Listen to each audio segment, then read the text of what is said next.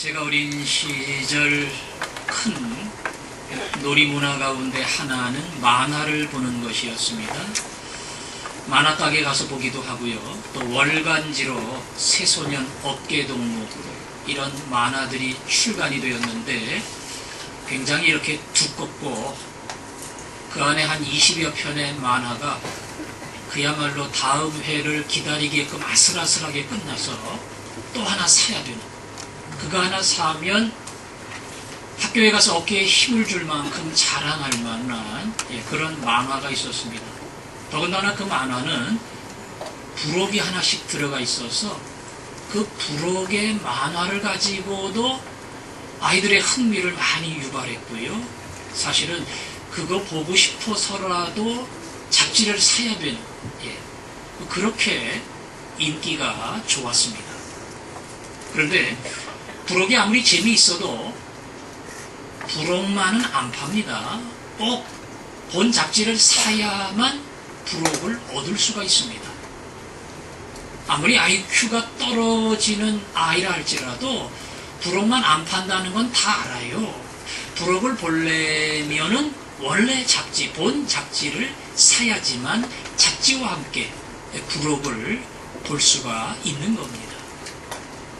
바보같이 가게 가서 부록 주세요, 부록 주세요 암만 얘기해도 그거 하나만은 절대로 팔지 않는, 부록만 팔면 남은 본래 잡지는 어떻게 팔겠어요? 세트로 나가는 건데, 그래서 항상 원래 본 잡지 속에 부록이 들어가 있다고 하는 것, 이건 당연한 상식이었습니다. 인생을 살아가면서도 부록 같은 일이 있고 본질 같은 일이 있고요. 교회도 하나님이 맡기신 본질과 같은 중요한 일이 있고 부록과 같이 딸려오는 일이 있습니다. 부록에 집중하고 부록을 살려고 하다 보면 아무것도 얻지 못하지만 본 잡지인 본질에 충성하다 보면 부록을 얻게 됩니다. 그 부록에 충실했던 대표적 교회가 안디옥 교회입니다.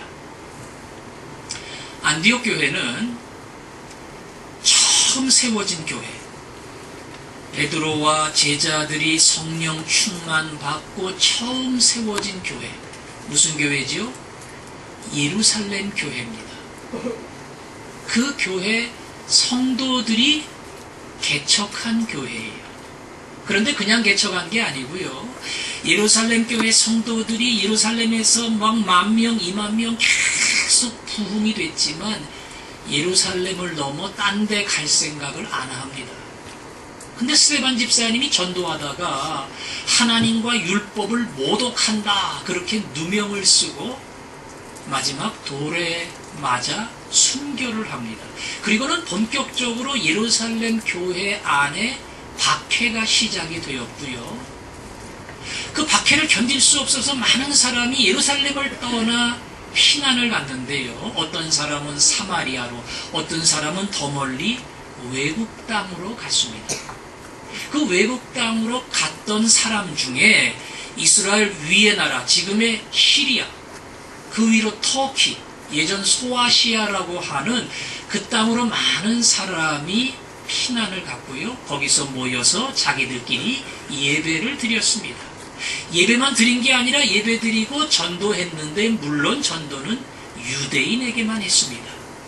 유대인 외에 다른 민족은 예수를 믿을 수 없다 이렇게 생각하고 유대인에게만 전도를 하다가 이 안디옥에 거주하는 몇몇 신자들이 그 동네 사람, 그 동네 헬라인에게 복음을 전했어요.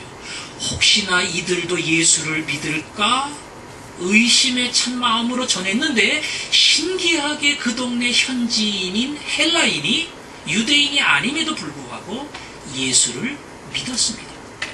놀라운 것은 한 명만 믿는 게 아니라 전할 때마다 많은 현지인들이, 많은 외국인들이, 많은 이방인들이 주 앞에 돌아오기 시작했고요. 자기들끼리 모여 시작한 안디옥 교회는 이제는 이방의 많은 사람들이 모인 선교지 교회가 되었습니다. 예루살렘에서 소문을 들은 제자들과 교회의 지도자가 평신도들이 모여있고 외국인이 모인다고 하는 안디옥 교회에 바나바 목사님을 파송을 했습니다. 바나바 목사님이 그곳에 가서 부흥하는 교회를 보고 기뻐하면서 열심히 목회를 했고요. 그 목회 결과 교회는 더 부흥하고, 이 바나바 목사님 혼자서는 감당이 안 돼요.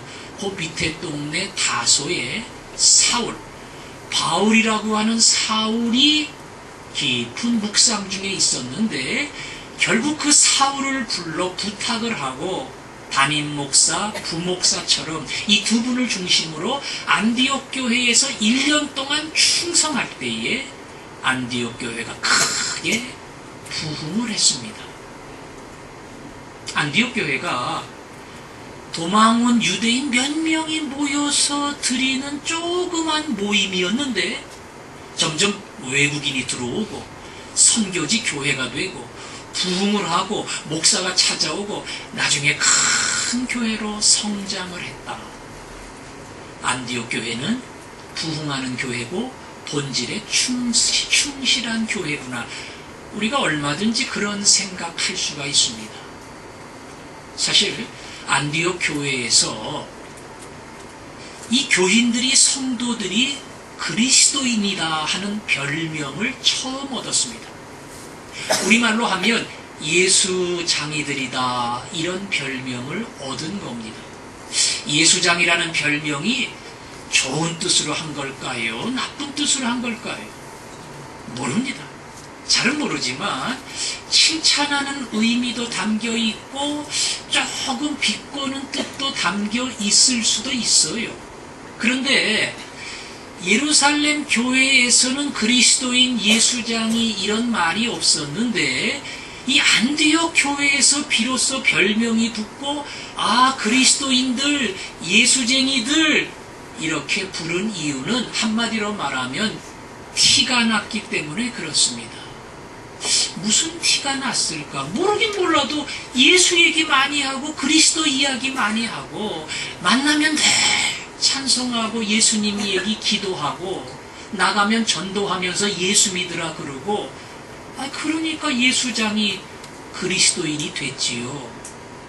더 나아가서 사는 모습이 자기들하고는 조금 달라요.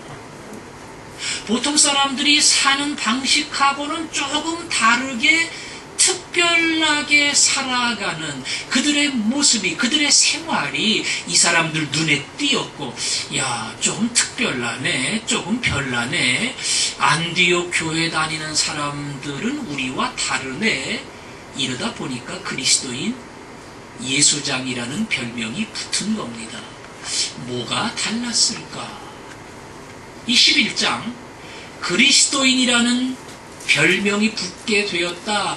그 밑에 나오는 사건이 사실은 조금 설명을 해줍니다. 무슨 사건이 나오는 거 하니? 그 당시에 안디옥 교회뿐 아니라 그 중동 많은 지역에 큰 흉년이 들었습니다. 그래서 안디옥 교회도 어렵고 예루살렘 교회도 어렵고 모든 교회가 다 어려워요. 그 중에서도 모교회인 예루살렘 교회가 가장 힘들었습니다. 그래서 안디옥 교회 성도들이 헌금을 해서 이웃돕기 헌금으로 그 돈을 모아서 예루살렘 교회에 보냈습니다. 예루살렘 교회가 모교회입니다. 안디옥 교회는 여기서 만든 개척교회 선교지 교회입니다. 우리도 선교사님 12명 돕잖아요. 우리가 기도해주고 물질로 후원하고 그분들은 그 후원으로 사역을 합니다. 앞으로도 계속 할 겁니다. 후원교회, 파송교회, 모교회가 그런 기도와 물질의 지원을 해요. 근데 여기는 거꾸로 하는 거예요. 선교지에 세워진 안디옥 교회가, 개척 교회가 거꾸로 예루살렘 교회를 돕는 기현상이 일어난 겁니다. 그거는 안디옥 교회 성도들이 이 물질에 대해서, 돈에 대해서 어떤 생각을 가지고 있는가, 그 장면을 우리에게 보여줍니다. 예루살렘 교회 옆 동네도 아니에요. 알지도 못해요. 그런데 그들을 돕겠다고 헌금을 모아서 보낸다는 것은 이 돈과 재산에 대해서 이기적인 중심이 아니라 주님의 마음으로 나누어야 한다고 하는 그런 특별한 생각들을 했던 겁니다. 여러분, 멀리 예루살렘 교회도 도와주는데 자기 교회 어려운 사람 왜 안 도와주겠어요? 예전에 예루살렘 교회도 부흥하면서 땅이 넉넉한 사람, 집이 여유 있는 사람, 그런 사람들이 팔아서 헌금을 했고요.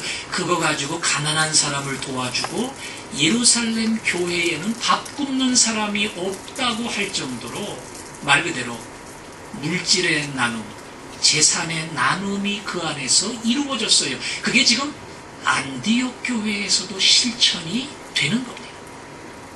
내가 번 돈이에요. 나를 위해서, 내 가족을 위해서 써야 됩니다.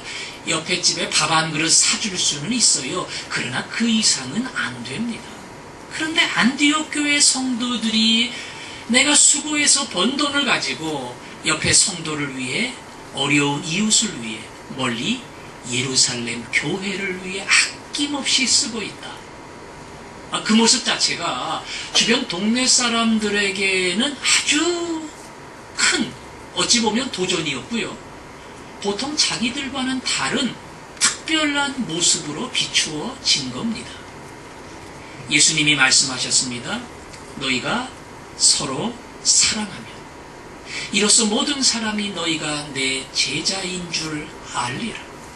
내 가족 사랑하는 거 말고 서로서로 친구를 사랑하고 이웃을 사랑하고 그 사랑을 행동으로 옮기면 믿지 않는 사람들도 너희가 그리스도의 사람이라고 하는 것을 알리라.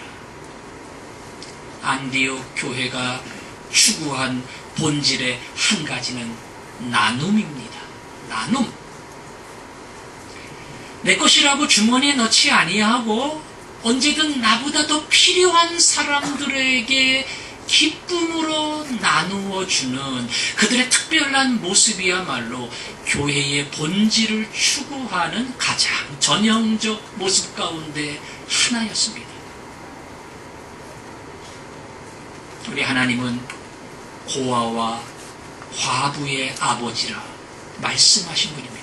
하나님은 내 아버지도 되시고 여러분의 아버지도 되시지만 특별히 고아와 과부의 아버지라고 말씀한 것은 외로운 사람, 가난한 사람, 힘든 인생, 내가 그들을 특별히 더 돌보며 챙긴다, 그런 의미가 있어요.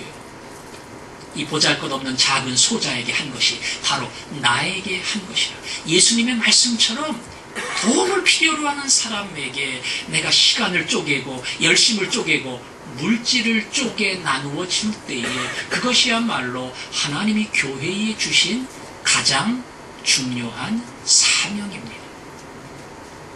화전중앙교회도 이 본질을 붙들고 갈 겁니다. 뭐 하는 거예요? 나누는 거. 나누는 거. 건강을 주셨을 때 내 힘을 가지고, 시간을 주셨을 때, 물질을 주셨을 때 내게 맡기신 것으로 또 다른 사람에게 나눌 때가 있는 거예요. 기쁨으로 헌금하고 기쁨으로 나눌 때마다 바로 화전중앙교회가 안디옥 교회처럼 본질을 찾아가는, 결국 본질 때문에 본질과 부록 전부를 얻는 그런 교회가 될 줄로 믿습니다. 또 하나, 오늘 우리가 읽은 본문은 안디옥 교회가 따라간 중요한 다른 본질을 보여줍니다.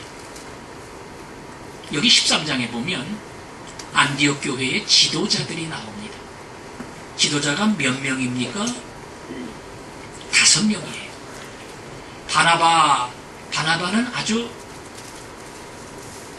전통적인 유대인 레위지파 성직자 집안에서 태어나 경건하게 살았고, 말 그대로 목사로 준비된 그런 인물이었고요.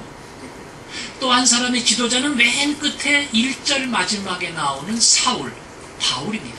이 사람은 교회를 가장 힘들게 박해했던 아주 악랄한 대표적 인물입니다.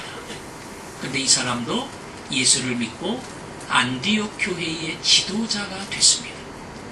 그리고 중간에 나오는 3명의 사람은 잘 모르죠? 자, 이 3명의 사람은 니게르라 하는 시므온과 니게르라고 하는 시므온. 니게르는 우리가 니그로, 흑인, 같은 의미의 단어다, 이렇게 생각을 합니다. 그러니까 시므온은 흑인일 가능성이 많아요. 미안한 얘기지만 흑인은 그 당시에는 지금보다 더 무시를 당하고 심지어 학대를 당했던 그런 인종입니다. 그 흑인이, 얼굴이 까만 사람이 이 바나바 교회의 지도자가 된 겁니다. 또 한 사람은 구레네 사람 루기오. 구레네는 지금 리비아예요. 여기도 아프리카죠. 뭐 사람들은 아랍 계통이지만 여기도 하여튼 아프리카에 속한 어찌 보면 전혀 다른 인종의 사람입니다. 자, 바나바 하나 빼놓고는 사울은 박해자고, 그리고 흑인인 시므온과 리비아 계통인 루기오, 그리고 또 하나는 전혀 다른 헤롯의 젖동생 마나엔. 이 사람은 왕족이에요. 헤롯 대제가 예수님 태어났을 때 죽이려고 했지요. 여기 분봉왕 헤롯은 그 아들인데 그 집안은 다 예수 안 믿어요. 돈 많고 힘 있는데 뭐하러 예수 믿어요. 그런데 왕족으로 자라서 거기서 모든 걸 누렸던 이 마나엔이라고 하는 사람이 어느 날 예수님을 만났습니다. 가장 교회를 무시하고 함부로 대했던 왕족 집안의 한 사람이 예수를 만나 변화될 때에 교회의 지도자가 된 겁니다.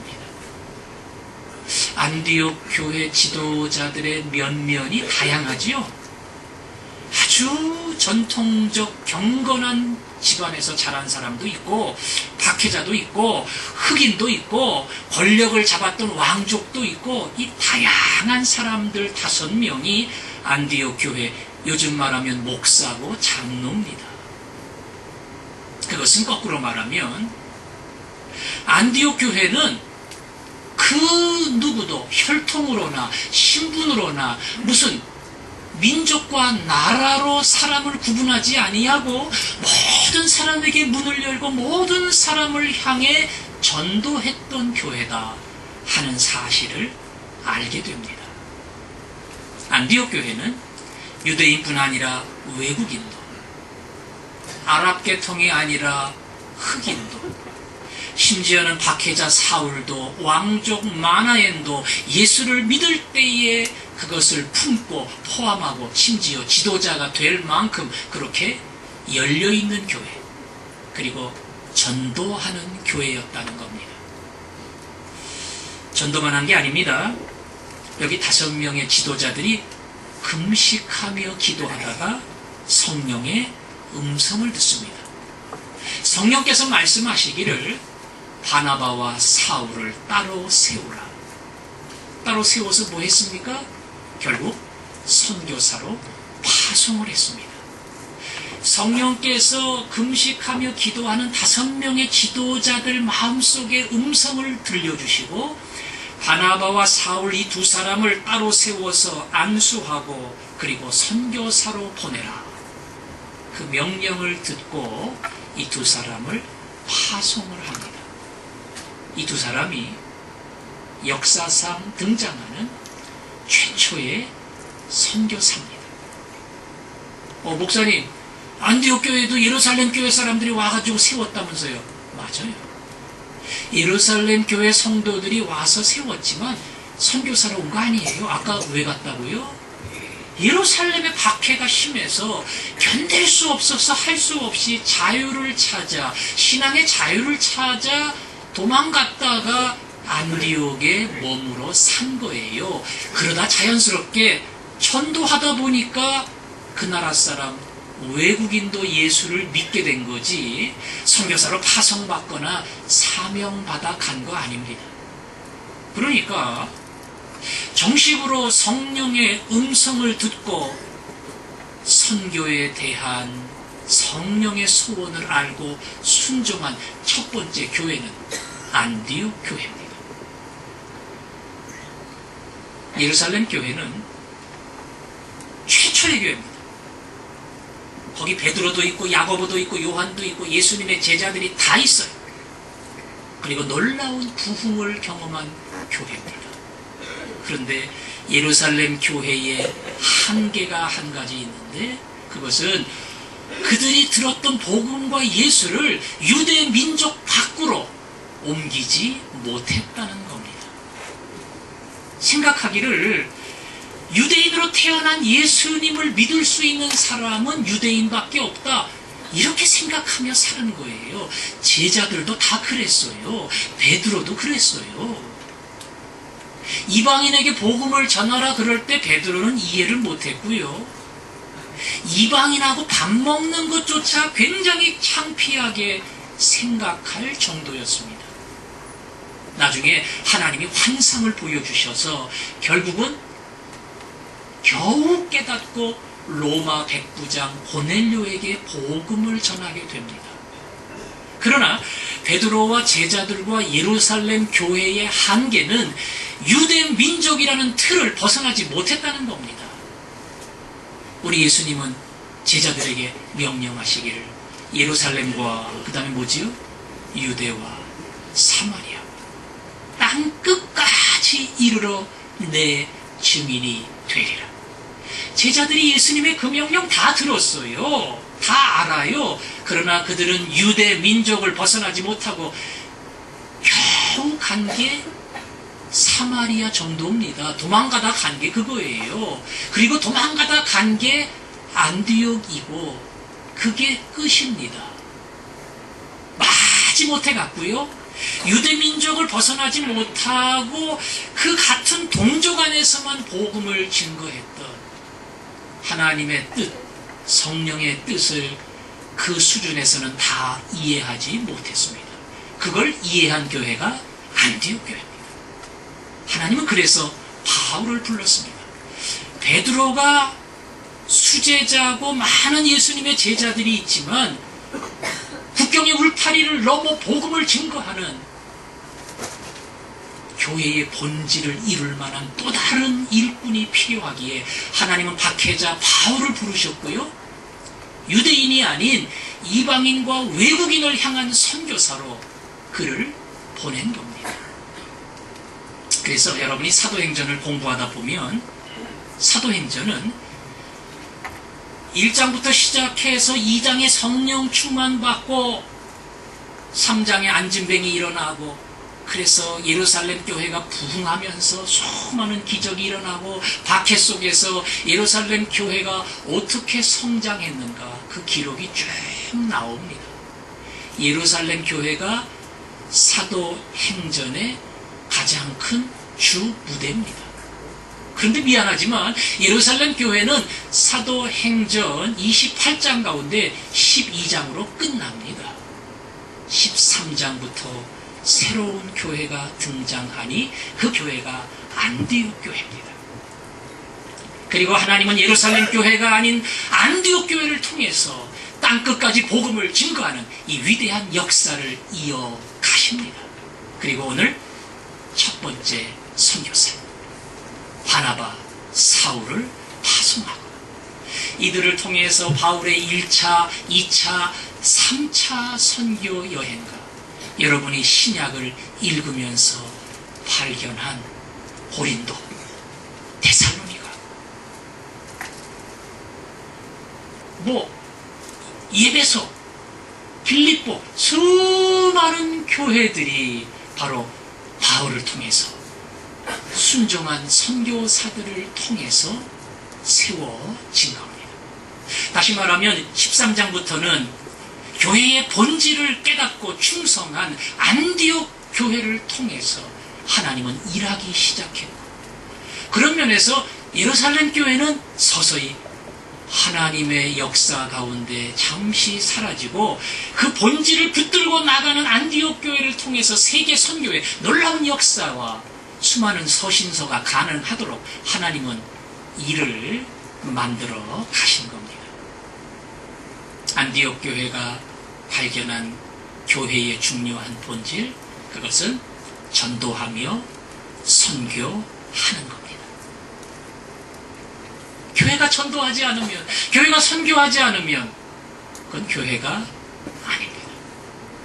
예루살렘이 그 한계를 넘어가지 못했을 때에 무대에서 사라진 것처럼, 아니 안디옥 교회가 성령의 음성을 듣고 교회의 본질을 붙잡을 때에 후반부를 장식하는 위대한 교회가 된 것처럼, 하나님은 본질을 붙들고 그 본질대로 따라가며 순종하며 그리고 충성하는 교회, 그 교회를 통해서 부록도 주시고 문도 여시고 복도 주시고 필요한 모든 것을 주십니다. 한국교회가 한 30년 전만 해도 성공적인 교회에 드러나는 표상 가운데 세 가지가 있었는데, 그 중에 첫 번째는 예배당을 잘 짓는 겁니다. 우리도 예배당 짓잖아요. 그 다음은 수양관, 기도원을 세우는 겁니다. 그리고 세 번째, 교회 묘지를 만드는 겁니다. 저희 부모님도 제 모교회 교회 묘지 반월에 묻혀 있어요. 그러니까 그 혜택을 부모님도 저도 다 보고 있는 거죠. 제가 섬겼던, 부목사로 섬겼던 그 교회도 예배당, 그리고 제가 있을 때 기도원, 그리고 이미 교회 묘지, 이런 거를 준비를 해놨습니다. 제가 있을 때 그 철원에 수양관을 세우느라 적지 않은 예산을 투자를 했고요. 일부에서는 그렇게까지 할 필요 있을까, 그런 반론도 있었지만, 추진하는 많은 분들이 우리가 그래도 이 수양강까지는 다 하나님 앞에 헌신하고, 쓰기는 젊은 사람들이 쓰고 자기들이 쓸 건데 뭐 그렇게 잔소리가 많냐, 우리는 하나님 앞에 헌신하는 마음으로 그 일에 온 힘을 기울인다. 참 훌륭한 일입니다. 그 교회가 지금 800여 명 나오는데 요즘 수양강 매각하려고 계획을 세워요. 1년에 몇 천만 원씩 적자입니다. 수양관도 필요하고 묘지도 필요하고 예배당이 우리처럼 필요한 교회들 많아요. 그러나 중요한 것은 항상 본질입니다. 예배당 왜 세웁니까? 수양관 왜 만듭니까? 교회 묘지가 왜 필요합니까? 그걸 통해서 믿음의 사람을 키워내고 믿음의 사람이 안심하고 더 나아가 전도하고 선교하는 교회, 그 교회를 만들기 위해 필요한 겁니다. 다 필요한 거지만 이 본질과 부록을 착각하면은 안 된다는 겁니다. 마치 예배당을 짓는 것이, 수양관을 짓는 것이 하나님이 우리에게 주신 가장 중요한 목적인 것처럼 착각하면 안 된다는 겁니다. 예배당을 통해, 수양관을 통해 하나님의 사람인 진정한 교회를 키우는 것, 이거야말로 하나님이 화전중앙교회에 주신 가장 중요한 목적이고 본질입니다. 우리 교회는 크지 않지만 가능하면 그 본질을 찾고 본질대로 살려고 그동안 노력해 왔습니다. 아시는 것처럼 제가 처음 왔을 때와 지금을 비교하면 칼럼에 쓴 것처럼 한 40배 가까울 만큼 선교 후원액이 늘었습니다. 교회는 뭐 성장하지 않았어요. 그러나 그만큼 우리가 선교에 관심을 갖고 그것이 하나님이 우리 교회에 주신 중요한 본질이다, 이렇게 생각을 하고 거기에 힘을 기울이는 겁니다. 우리 전체 1년 예산으로 따지면 선교로 지출되는 금액이 한 13% 정도 됩니다. 그리고 나누는 일, 어렵고 힘든 이웃과 그리고 외국에 고통받는 사람들을 위해 함께 나누는 그 일에도 한 3.5% 정도 우리가 참여를 합니다. 뭐 퍼센테지가 중요한 것은 아니지만 항상 본질을 찾아가고 중심을 찾아간다는 거, 이걸 잃어버리면 안 됩니다. 잘못 부록 주세요, 부록 주세요. 부록 안 판다니까요. 근데 자꾸 그걸 달라고 요구하다 보면 그것도 못 얻고 본질도 못 얻어요.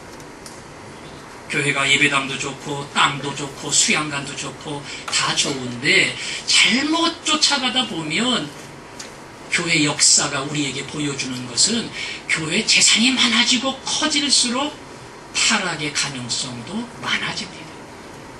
본질을 따라, 본질을 따라. 하나님이 우리 교회에 주신 그 중요한 목적이 무엇인가, 그 본질을 추구하고 본질을 쫓아갈 때에 필요하면 예배당도 주시고 수양관도 주시고 모든 것을 얼마든지 더하여 주십니다. 이스라엘 백성은 하나님이 택한 백성입니다. 근데 하나님이 이스라엘을 택할 때에 너희들만 구원받아 그러라고 택한 거 아니에요.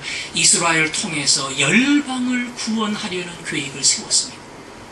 근데 이스라엘 민족은 선민의식, 우리만 하나님 백성이야, 저것들은 다 지옥의 땔감이야, 전혀 하나님이 택한 그 본질을 잊어버리고 살아갈 때에 결국은 버려진 바 되었습니다. 대한민국 땅도 택함받았다는 거 아시지요?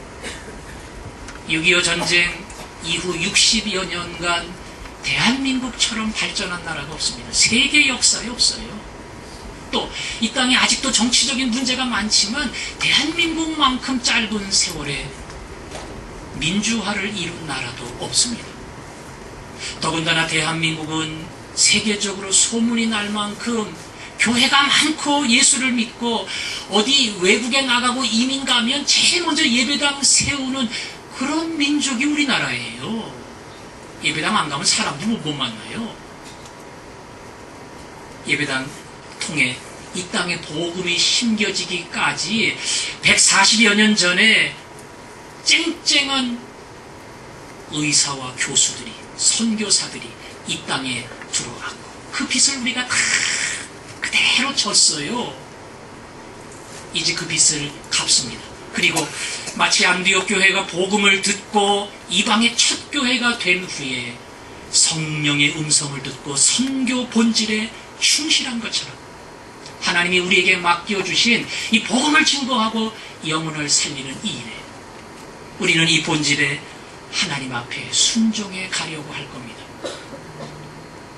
예배당 짓느라고 융자도 받고 이자도 이제 매달 500만 원 가까이 물어야 돼요. 적지 않은 부담이 있습니다. 빨리 갚아야, 원금도 다 처리를 해야 뭐든지 우리 마음대로 할 수 있죠. 그러나 늘 이건 잊으면 안 됩니다. 본질. 아무리 그래도 우리는 나눈다. 아무리 그래도 우리는 전도한다. 아무리 그래도 우리 교회는 선교한다. 왜냐하면 그걸 다 잃어버리면 본질을 잃고 부록만 붙드는 어리석은 모습이 되기 때문에 교회에 맡기신 가장 중요한 본질, 이 본질을 붙들고 우리는 간다. 대한민국에 안디옥 교회가 많은데요. 여기 행신동 지나가서도 안디옥 교회 크게 있지요. 대한민국의 제일 유명한 안디옥 교회는 전주에 있습니다. 전주의 안디옥 교회는 사실 예장이 아니고 기독교 장로회인데 아주 보수적인 교회입니다. 깡통교회로 유명하고요. 이 미군이 이렇게 공군, 비행기 이런 거 경납고처럼 썼던 그 슬레이트 지붕 그걸 그대로 예배당으로 사용해서 지금까지 오랜 세월을 쓰고 있습니다. 하나님이 그 교회에 복을 주셨고요. 4,000명 넘는 많은 사람들이 모입니다. 그 교회는 90%를 선교에 지출합니다. 90%. 10%만 교회 살림에 사용을 합니다. 교회가 커지면 살림도 커지거든요. 그런데 그 은퇴하신 원로 목사님, 그분이 그 교회를 이끌었는데 그분이 선교의 이 본질을 깨닫고 우리가 전도하지 않으면, 선교하지 않으면 교회의 본질을 잃어버린다. 이걸 절대 놓쳐서는 안 된다. 그래서 딴 거 다 줄이고 그 일에 집중을 한 겁니다. 자기네는 새신자 선물도 안 준대요. 주일학교 시상도 없대요. 그러면서 하시는 이야기가 내가 해보니까 주일학교 그 돈 가지고 하는 게 아니더라고요. 얼마든지 할 수 있습니다. 목사인 저도 부끄럽게 목사로서의 삶도 청빈하게 살아간다. 그래서 그냥 전부 전도하고 선교하는 그 일에 우리는 우리의 모든 역량을 기울인다. 그들은 깡통교회를 자랑스럽게 생각합니다. 왜? 하나님이 우리에게 주신 본질을 따라 복음을 증거하고 영혼을 살리는 이 일에 우리가 헌신하고 전념했기 때문에 그래서 자부심이 있습니다. 우리 교회가 빚도 갚아야 되고 할 거 많지만 우리는 이 일에 조금도 후퇴함이 없이 앞으로도 본질을 따라 주님의 명령을 따라 나누고 전도하고 선교하는 이 일을 향해 달려갈 겁니다. 예수 모르던 우리 할아버지, 할머니들이 이 땅의 모든 걸 포기하고 오셨던 복음의 사람 선교사들 때문에 위대한 예수를 만났습니다. 그 위대한 예수를 이제는 우리가 전하러 갑니다. 옆 동네로 가고 옆 사람에게 가고 그리고 국경을 넘어 또 다른 동네, 또 다른 민족을 향해 갑니다. 여러분, 이 세상 살면서 남편 잘 만나고 가족들, 자녀들 다 든든하고 이것만큼 의지가 되고 힘이 되는 게 없어요. 그러나 진정한 인생은 하나님을 만날 때만 안식합니다. 남편이 우리의 영원한 울타리 안 돼요. 자식이 우리의 보호막이 될 수 없어요. 나를 창조하신 하나님, 그분을 만날 때 인생의 목적도 인생의 가치도 살아야 될 이유도 죽어야 될 이유도 발견합니다. 이 위대한 예수, 내가 만난 예수, 이 예수를 전하는 것이야말로 여러분과 저를 이 땅에 불러주신 하나님의 가장 놀라운 뜻입니다. 우리의 4대 목표 가운데 제가 예배에 대하여 그동안 설교를 했습니다. 오늘은 기도하는 선교, 가는 선교, 이 본질을 잊지 않는다. 열심히 기도하고 더 힘을 다해 선교 헌금하고 그래서 전도하고 선교하고 나누고 이 본질을 향해 나아갈 때에 세상 온 땅이 하나님을 믿는 놀라운 역사가 이루어질 줄로 믿습니다. 오늘은 주보에 나온 찬송 부르지 않고요. 다른 찬송 부를 텐데요. 하박국서에 나오는 물이 바다 덮음같이 여호와의 영광을 인정하는 것이 온 세상 가득하리라. 그렇습니다. 우리가 이 본질에 충성하면 내가 예수를 믿고 내 가족이 예수를 믿은 것처럼 예수를 기다리는 갈급한 그에게 하늘의 생수를 전해줍니다. 영원히 말라 비틀어지고 죽어가며 인생의 낙이 없는 그 사람에게 우리가 본질에 충성하고 달려갈 때에 당신 때문에 하나님의 아들이 이 땅에 오셨습니다. 이 놀라운 소식 전해줄 겁니다. 하나님이 당신을 얼마나 사랑하는지 당신의 인생에 하나님의 놀라운 계획이 있습니다. 이 말도 전해줄 겁니다. 본질에 충성하는 교회를 통해 안디옥 교회처럼 세상의 역사를 이어갈 겁니다. 물이 바다 덮음같이 우리 이 후렴을 시작하면서 고백하겠습니다.